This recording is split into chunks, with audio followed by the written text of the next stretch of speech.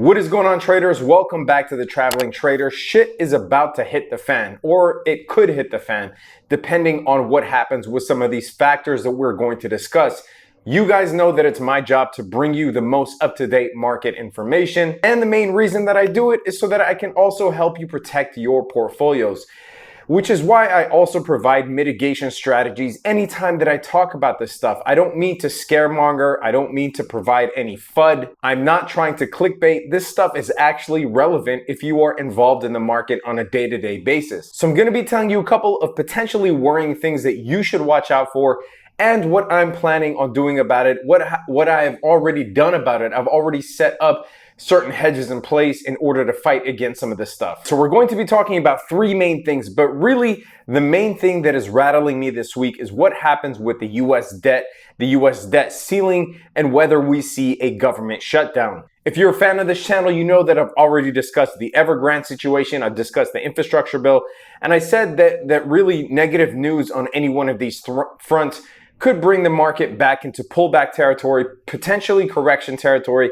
But this here is something that we haven't discussed yet. However, it is very relevant this week. So in very summarized, concise terms, what is the US debt ceiling and why could this shit hit the fan right now? Well, ever since 1917, the government enacted the US debt ceiling as a way to curb spending, to curb government spending, right? So if there's a limit on government spending, then the thought there is that the government is less likely to overspend. However, time has shown time and time again that the US debt ceiling has been raised over 50 times since then, and it really has defeated the purpose of having a ceiling at all. Now, the reason why the US government runs on a deficit anyway is because by design, it spends more than it brings in taxes. And the way that it raises debt is by selling government bonds. I've talked about this before, but the bond market is actually bigger than the stock market. Now, anyone can buy US government bonds, retail traders, institutions, foreign countries. So there are a large number of holders, and the US government pays interest on those bonds. Now, at times when the government has overspent or is on the verge of overspending,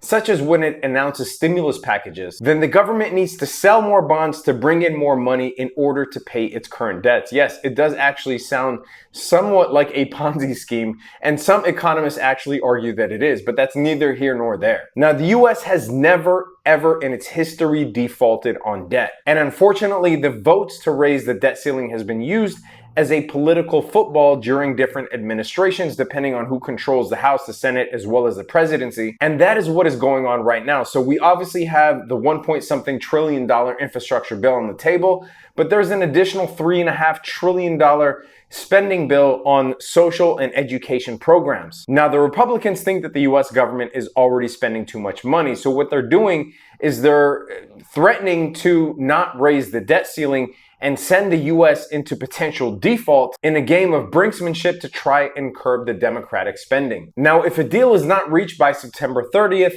then the government will be shut down. And I'm going to show you what happened to the stock market the last time the government was shut down. This actually happened during the Trump administration. So between December 2018 and January 2019, we actually had a government shutdown.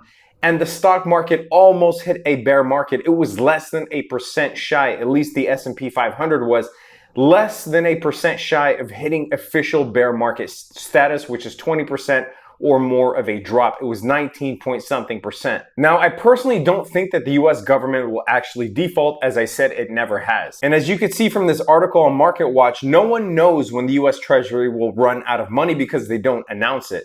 Now, if they were going to actually default on a bond payment, then they would announce it at least a day before. However, this does not mean that the government will not shut down. And I think if the government does shut down, then we could get the correction that everybody has been waiting for. Remember, the S&P 500 hasn't even seen an official pullback in 2021, meaning a drop of 5% or more. Moreover, the second thing that I was going to talk about is Treasury yields are surging. Now, why are Treasury yields surging? Well, because the market now is anticipating even more inflation, or at least they're afraid of more inflation. So there is a bond sell-off. Because if you're getting 1.5% on your bonds, but you're expecting 2.5% in inflation, then you are actually losing money by tying your capital up in these bonds. So when there's a bond sell-off, there's an inverse relationship between bonds selling off and yields going up. Now, the third thing that I want to talk about that really coupled with the potential government shutdown, The third thing that really should be on people's radars is energy prices. We actually bought the dip on XLE, which is the energy sector of the S&P 500. We did that when it was sitting at the 200-day moving average back when the Fed policy was announced last week. And XLE is now up almost 11% since we bought the dip last week. If you want access to all of our trades, by the way, all of our hedges, etc., link is in the description below. Come be a part of a vibrant community with over 4,000 really talented traders.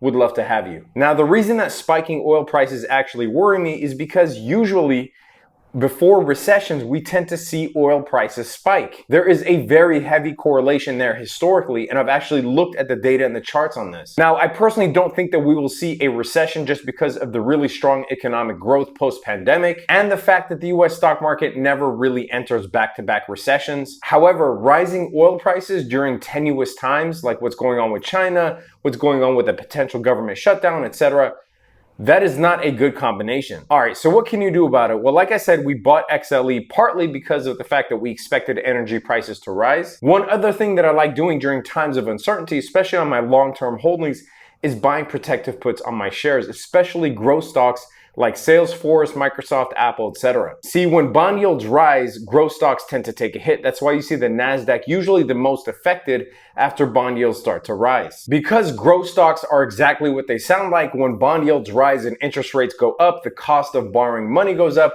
which means that growth stocks that rely on cheap money in order to grow now see their margins decline because money is getting more expensive. So yesterday we actually bought puts on CRM because we hold heavy amounts of Salesforce or CRM. There was also this bearish Harami candle playing out here. You could have just bought puts on something like the NASDAQ or Apple or whatever, but I really like to marry technicals along with what's going on in the news. And so this to me was a perfect setup because not only is it a growth stock that has run up to all-time highs, it was oversold on the RSI, or sorry, overbought on the RSI, but there was also this bearish Harami showing on the candlesticks. I even posted it on Twitter when we bought those protective puts. Follow me on Twitter, by the way. But buying protective puts against your long-term holdings is definitely a great tool to have in your toolbox, especially if you don't have 100 shares. So one other thing you could do is sell covered calls. However, if you don't have 100 shares, especially of a relatively expensive stock like Salesforce, which trades in the 280 range, 100 shares will cost you $28,000. So you can't sell a covered call if you don't have at least 100 shares, but you can buy protective puts against your shares if you have less than 100 shares. Now, one other thing you could do is play the volatility index. I actually sent this out in the watch list as well, which all channel members get access to. However, I didn't enter VIX yet because I said that I was willing to enter calls on the VIX if it did drop back down to the $16 level. However, buying calls on the VIX when you expect volatility, and I expect even more volatility when earnings season officially starts next week. So buying calls on the VIX is something that you can also use in your arsenal. Now, if you're short term, one other thing you could do is just sell your shares when you are happy with the profits. Now, for long-term investors, I actually don't agree with this, but if you are short-term, then you will likely sell your shares when you have hit your profit potential and or when you feel like the market is getting toppy. As I said in this video here, September 17th was likely the perfect time to sell your shares if you were short-term. And currently that is playing out like a biblical revelation. Anyway, traders, that is it for this video. So watch out for those factors that I discussed at the beginning of the video. Hopefully I gave you some ideas on mitigation strategies. Oh, one other thing is that cyclical stocks tend to do better when bond yields are rising. Now, if the market as a whole is crashing, then cyclical stocks will crash as well. But cyclical stocks like oil stocks, which I already discussed, consumer discretionary, which are basically non-essentials. You could think of cars as a consumer discretionary stock, retail stocks, etc. You can look up cyclical stock ETFs and pull up ETFs that are considered cyclical stocks. Those actually tend to do better when the bond yields are rising, better than growth stocks. Anyway, traders, that is it for this video. If you get anything out of this video, leave it a big fat thumbs up. Leave it in the comment section below. Let me know which stocks you are trading and what you think of the current market landscape. Will there be a government shutdown? What do you think that will mean for the market? When do you think the market will crash, if you think it will crash at all? If you want access to all of our trades, link is in the description below. Subscribe to the channel, hit that notification bell. Stay safe out there, traders. Peace.